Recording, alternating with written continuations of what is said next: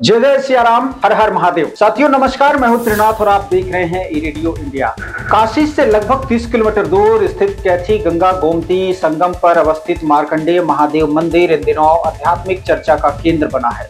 भगवान शिव को समर्पित यह प्राचीन धाम अकाल मृत्यु से रक्षा और दीर्घायु के लिए प्रसिद्ध है, जिसे महामृत्युंजय मंदिर भी कहा जाता है। यही स्थल ऋषि मार्कंडेय की तपस्थली माना जाता है और इसका उल्लेख मार्कंडेय पुराण में मिलता है। इस पावन धरा पर जयपुर से पधारे महंत प्रद्युम्न मुनि जी महाराज ने दिव्य जलधारा तपस्या आरंभ कर दी, जिसे देखने के लिए दूर दूर से लोग यहाँ पर विराजमान हो रहे हैं। ये समाज और राष्ट्र के कल्याण के मार्ग को प्रशस्त करने वाली एक ऐसी तपस्या है जिसे देखने के लिए लोग लालायित हैं। जानकारी के अनुसार महंत प्रद्युम्न मुनि जी महाराज ये जलधारा तपस्या 25 नवंबर से प्रारंभ होकर 5 जनवरी तक चलेगी और इस तपस्या को देखने के लिए दूर दूर से लोग आ रहे हैं, दर्शनार्थी आ रहे हैं और श्रद्धालु आ रहे हैं। मंदिर में परंपरागत रूप से महामृत्युंजय जाप, रुद्राभिषेक और शिव की पूजा अर्चना की जा रही है।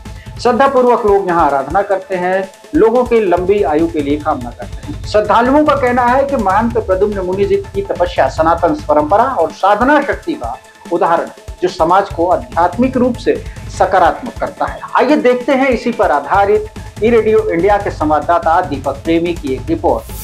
मार्कंडेय महादेव तपोभूमि पर परम श्रद्धेय गुरु जी यहाँ पर जल धारा की जो तपस्या कर रहे हैं, उस पे हम जानने के लिए सुल्तानपुर से आज हमारी यात्रा जो है वाराणसी के लिए हुई है और हम परम श्रद्धेय गुरु जी के सानिध्य में पहुँचे हुए हैं और हम जानने की कोशिश करेंगे कि जल धारा तपस्या आज के परिवेश में कितनी प्रासंगिक है और जल धारा तपस्या आखिर कैसी होती है। हालांकि वीडियो में इसको हमने कवर किया है, अभी गुरु जी के माध्यम से जो है इस पर विशेष चर्चा होगी। जलधारा तपस्या जो मार्कंडेय महादेव में चल रही है, गुरु जी हमारे ई रेडियो के दर्शकों को उसके बारे में थोड़ा आध्यात्मिक तरीके से जानकारी और सरल शब्दों में दीजिए। जलधारा तपस्या जो है, इसका सीधा सा एक मतलब है, जल एक तत्व भी है। तत्व जो है भगवान से ही निकले हुए हैं, भगवान के ही रूप हैं। रुद्री का अष्टम अध्याय जब हम पढ़ते हैं तो उसके अंदर आता है कि सब कुछ भगवान ही है, भगवान शंकर है। तो भगवान शंकर कैसे हैं? विश्व स्वरूप है। अब विश्व रूप का मतलब क्या है कि पाताल से लेकर के अंतरिक्ष तक और उसके भी आगे वे संपूर्ण दिशाओं में भुजाएं हैं। महादेव की दिशा जो भुजा है वो दिशाएं हैं। महादेव की जो जटाएं हैं वो कल कल्पांतर युग युगांतर हैं। महादेव जी के नेत्र हैं वो सूर्य हैं और चंद्रमा हैं। महादेव जी का जो तीसरा नेत्र है वो जनक है। वही ब्रह्मा है, वही विष्णु है, वही शंकर है और वही मनुष्य भी है, वही चींटी भी है, वही हाथी भी है, वही पशु भी हैं, वही पक्षी भी हैं, वही ज्ञानी भी है, वही ध्यानी भी है, वही योगी, जो भी हैं वो शिव हैं। अब उनको हम जान नहीं पा रहे हैं, पहचान नहीं पा रहे, क्योंकि हमको दिखाई तो देता नहीं, समझ में तो आता नहीं। तो गुरु परंपराओं से प्राप्त इन महान कृत्यों के अंदर एक हमारा महान योग है, उसे हम कहते हैं जलधारा तपस्या।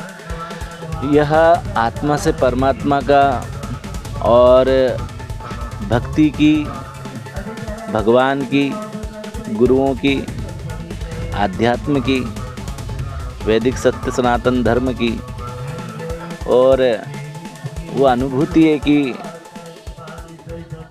इस दिव्य काल में अवश्य इस भारत भूमि के अंदर ऐसे महान महान ऋषि, तपस्वी, योगी, ध्यानी रहे जिन्होंने इस मार्ग को अपनाया। और इस मार्ग को अपनाने के साथ साथ ही जब आज हमने उनकी बातों को, उनके ज्ञान को, शिव के ज्ञान को जब अंतरण मन में धारण किया, सद्गुरु की कृपा से, भक्तों की कृपा से, भगवान की कृपा से, भक्ति भक्त भगवंत गुरु, तो चारों ही महा तत्वों की कृपा से, भगवान के 4 रूप हैं और चारों की ही कृपा से ये दिव्य मार्ग हमें प्राप्त हुआ और भगवान शंकर की प्रेरणा से ये कार्य प्रारंभ हुआ। और हम तो निमित्त भी नहीं है, क्योंकि निमित्त तो वो है जो कुछ करता है। यहाँ तो सब कुछ शिव ही है। एको ब्रह्म द्वितीय नास्ति, सर्वम खलमिदम में ब्रह्म, जहाँ देखो वहाँ भगवान। तो जब जलधारा तपस्या के अंदर जिनका दर्शन होता है, ये चमड़ा है जो दिखाई दे रहा है, वो चमड़ा है, लेकिन चमड़ा भी कहाँ से आया? परमात्मा से ही। भाई माता जी के पेट में कोई फैक्ट्री तो बनी हुई नहीं है कि वहाँ पे बच्चा बन रहा है, तो वहीं पे हम सब बन रहे हैं, कंप्लीट हो रहे आ रहे हैं। मतलब सारी क्रिएशन, इच्छा शक्ति, ज्ञान शक्ति, क्रिया शक्ति, एक्शन प्रोडक्शन, नॉलेज प्रोडक्शन और थॉट प्रोडक्शन, ये तीनों ही प्रोडक्शन भगवान शंकर के हैं और तीनों ही रूप से भगवान हमेशा हमारे साथ में। अभी हमारा मुंह चल रहा है और आवाज़ निकल रही है तो एक्शन हो गया, क्रिया हो गई। मन में विचार आए तो बोल रहे, तो ये है इच्छा शक्ति। और ज्ञान शक्ति क्या बोलना है? कुछ भी बोल सकते थे, लेकिन बोलना क्या है? तो बोलना वह है जो परमात्मा के स्वरूप का है। मतलब वो हमें ज्ञान दे रहा है। तो कौन ज्ञान दे रहा है आपको कि भाई ये मिठाई है, ये कीचड़ है? कौन आपको ज्ञान देता है कि ये पक्की सड़क है, ये कच्ची सड़क है? जिसको हमने अपनी बुद्धि कहा है, वो बुद्धि दरअसल में, अब कई लोग पागल होते हैं, उनकी बुद्धि को क्या हुआ? तो मतलब ये जरूर है कि आपकी बुद्धि भी भगवत स्वरूप है। इच्छा शक्ति, ज्ञान शक्ति और क्रिया शक्ति स्वरूप में महादेव व्याप्त हैं। और जब तपस्या में उनका दर्शन होता है तो महादेव की आत्मा से परमात्मा तक की जो अनुभूति है। मार्कंडे महादेव को ही आपने इस तपस्या के लिए आखिर क्यों चुना? देखो, अगर छोटा सा बच्चा है और वो कहीं घूम जाए और अनायास वो अगर उसकी माँ को देखे तो अपनी माँ के जो है कि आंचल से लिपट जाता है, माता से एकदम प्रेम हो जाता है उसको, वो रोता है, बिलखता है, चिल्लाता है। उसी प्रकार भक्त भी शिशु है। भक्त कौन है? शिशु है। भक्त अपने भगवान की तलाश में कि मनमोहन मूरत तेरी प्रभु, मिल जाओगे आप कहीं ना कहीं, अगर चाह हमारे दिल में है, हम ढूंढ ही लेंगे कहीं ना कहीं। काशी मथुरा वृंदावन में, यावतपुरी की गलियन में, ढूंढेंगे बन बन खाक तेरी, अरे आप दर्शन दोगे कभी ना कभी। तो इसी चाह में जो है कि जैसे कि मधुमक्खी को पुष्प खींच लेता है, स्वर को सुनने से हिरण खींचे चले आते हैं, उसी प्रकार से भगवान के जो भक्त हैं वे भगवान को ढूंढते ढूंढते ढूंढते ढूंढते आज भी जो है कि काशी नगरी के अंदर भगवान शंकर विद्यमान हैं। आज भी मार्कंडे दादा यहाँ पर, मार्कंडे ऋषि जी महाराज यहाँ विराजमान हैं, जिन्होंने दुर्गा सप्तशती को लिखा, जो सप्त चिरंजीवियों में भी हैं। काशी खंड की यह तपोभूमि है, यहाँ पर से काल को भी वापस जाना पड़ा। अब बाल्यकाल में जो है कि हमें संस्कृत से और ग्रंथों से बड़ा प्यार रहा, तो एक पूरा रूम भर करके कल्याण की बुक रहती थी हमारे। जी, कल्याण अंक, पूज्य भाई श्री हनुमान प्रसाद पोद्दार जी, भक्त रसिक जी महाराज जी। तो आप श्री की कृपा से और बड़ा आध्यात्मिक जो है कि वातावरण हमको मिला शुरू से ही, वैदिक यज्ञ क्रिया पूजा पाठ इत्यादि। एवं साथ साथ ही नर्मदा खंड की यह दिव्य भूमि ऐसी है कि यहाँ पर हर घर के हर 10 घर में से एक जो है कि संत। अच्छा, जन्मभूमि कहाँ पर है आपकी? हमारी जन्मभूमि तो भारतवर्ष है, नर्मदा के पुत्र हैं, ये समझ लीजिए आप, भगवती के पुत्र हैं। नर्मदा खंड है, क्षेत्र है, प्रवास क्षेत्र है, तीर्थ क्षेत्र है, श्री क्षेत्र है। तो यहाँ पर क्या है कि गाय के पूरे शरीर में दूध है, लेकिन वो प्राप्त हमें गाय के थनों से हो जाता है। उसी प्रकार संपूर्ण विश्व में परमात्मा है, लेकिन भगवान जहाँ विद्यमान है, हम वहाँ अगर चले गए तो हमें अनुभूति होगी। और अनुभूति के लिए ही पूजा है, पाठ, जब तब सब अनुभूति के लिए।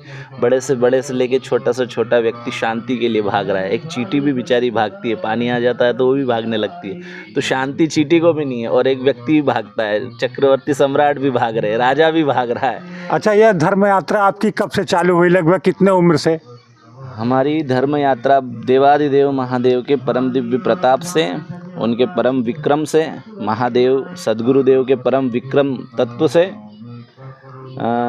बाल्यकाल में यह जो है कि 8 वर्ष की उम्र से यह नित्य चल रहा है। और 8 वर्ष की उम्र का हमें याद है कि हम साइकिल के ऊपर बैठ करके, आगे वाली सीट के ऊपर बैठ करके कर्मकांड इत्यादि और भजन कीर्तन में जा रहे हैं, और जो है कि भगवान के भक्त हमें लेके जा रहे हैं साइकिल पे बिठा के, वो भी हमें याद है। नहीं, मेरी कोई जाति वर्ण नहीं है, इससे मैं जो है कि बिल्कुल पीछे। अच्छा, सनातन में जातिवाद को क्या मानते हैं आप? सनातन में जातिवाद है ही नहीं, सनातन में वर्ण व्यवस्था थी। वर्ण का मतलब ये है कि एक कार्य है, उस कार्य को आपको ग्रहण करना है। आप जिस कार्य को करेंगे आप उस वर्ण के गिने जाए। अब मान लीजिए कि हमको दाढ़ी बनवानी, हम तो बनवाते नहीं, पर किसी को बनवानी हो, किसकी दुकान पे जाएगा? अच्छा, आपको सोना लेना, आप किसकी दुकान पे जाओगे? आप, हाँ, तो अब आपने जो है कि सोना वर्मा जी भी बेच रहे हैं और शर्मा जी भी बेच रहे हैं, भाटी जी भी बेच रहे हैं और उपाध्याय जी भी बेच रहे हैं। अब वो सुनार ही कहलाएंगे या आप उनको जाति से देखोगे? आप क्या गए घर से बोल करके कि भाई हमको सोना लेना है, तो आपके परिजनों ने, आपने सोचा कहाँ जाए, बोले सराफा बाजार। सराफा बाजार में कौन है, बोले सुनार है। तो वर्ण व्यवस्था है, वर्णाश्रम विधायिनी, वर्ण को विधान करने वाली पराम्बा दिव्य शक्ति है वेदों की। क्या आपको ऐसा नहीं लगता कि जो जातियों में लोग बटे हुए हैं, इससे जो है सनातन कमजोर हो रहा है? बिल्कुल, संगठन गढ़े चले, सुपंथ पर बड़े चले, भला हो जिसमें देश का वो काम सब किए चले, युग के साथ मिलके सब कदम बढ़ाना सीख ले, एकता के सुर में गीत गुनगुनाना सीख ले, भूल से भी मुख से जाति पंथ की ना बात हो, भाषा प्रांत के लिए कभी ना रक्तपात हो, खून का भरा घड़ा है फोड़ कर बड़े चले, भला हो जिसमें देश का वो काम सब किए चले, राष्ट्र अस्मिन कृत्रिम वृद्धिम ददातु में, कि हे माता महालक्ष्मी, ऋग्वेद में श्री सूक्त के अंदर ये वाक्य आ रहा है कि राष्ट्रे रश्मिन, बोले हे भगवती मेरे राष्ट्र को, क्योंकि राष्ट्र किसे कहा जाता है, माँ की, हे भगवती तू राष्ट्र रूपा होकर कृत्रिम वृद्धिम ददातु में, इसकी कीर्ति और वैभव को बढ़ा दे, तथा सर्वोच्च भारत की जहाँ सवेरा शंख बजाता लोरी गाती शाम है, हरबाला देवी की प्रतिमा बच्चा बच्चा राम है। तो ये राम की भूमि है, यहाँ पर सिर्फ राम है, इसलिए जातिवाद का कोई स्थान हमारे देश में ही नहीं है, ना हमारी संस्कृति। अच्छा, हिंदू राष्ट्र के बारे में क्या कहेंगे? हिंदू राष्ट्र की परिकल्पना जो है सभी साधु संत कर रहे हैं, तो आप क्या कहेंगे गुरुदेव?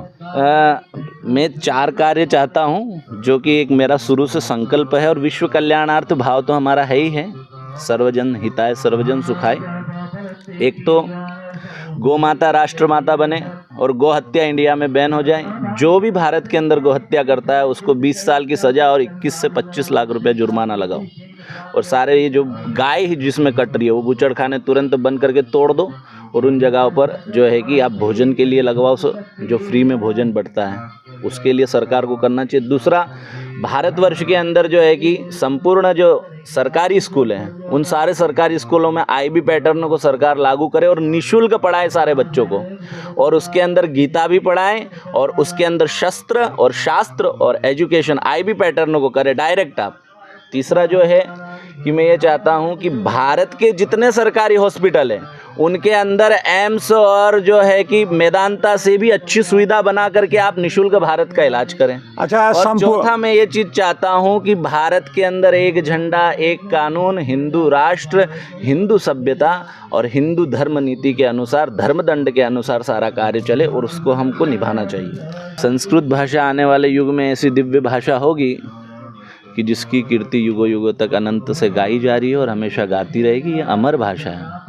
नित्यावसाने नटराज राजो निनाद डक्का नवपंचवारम, 14 बार भगवान शंकर ने सूत्र बना कर करके ये 14 सूत्र निकले हैं, उससे भाषा का वर्णन का ज्ञान निकला है। तो सूर्य को नहीं मिटा सकते ना हम जी, पानी को नहीं मिटा सकते ना हम, हवा को नहीं मिटा सकते हैं, संस्कृत को भी कोई नहीं मिटा सकता है। ये देव भाषा है। और हाँ, ये एक दिन अब वो आने वाला है कि आने वाले समय में जो है कि संस्कृत भाषा ही सबको ज्ञान प्रदान करेगी, क्योंकि जितने भी आविष्कार हैं, जितने भी वैद्य हैं, जितनी भी दवाएं हैं, जितने मेडिसिन, सबके फार्मूला जो है कि जैसे महर्षि चरक हो गए तो सारा वेद आयुर्वेद उनका है, जो है कि यान शिक्षा है, बैटरी अभी जो चल रही है वो पाराशर संहिता से लिया गया है सारा कॉन्सेप्ट। बैटरी कहाँ से बनेगी, कैसे बनेगी, वो पाराशर संहिता। तो ये जो सारी चीज़ें सब श्लोक में है, संस्कृत में है। तो संस्कृत ज्ञान प्रदायिनी भाषा है।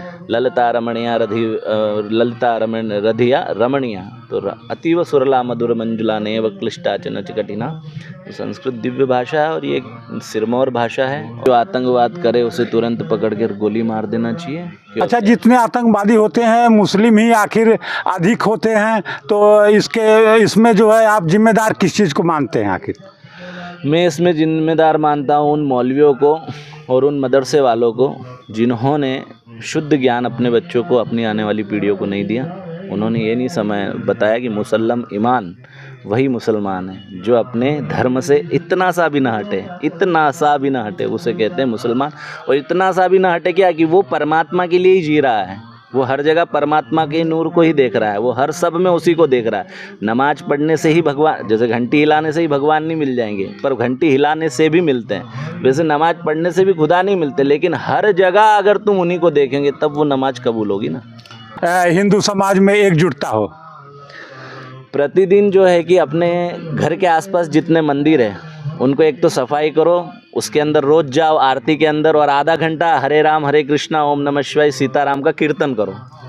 और अगर कोई संत है आसपास तो उनके पास आधा घंटा रोज जाया करो। सप्ताह में 2 दिन तो जरूर जाना है, बस कल्याण हो जाएगा। जी प्रणाम गुरुजी। महादेव।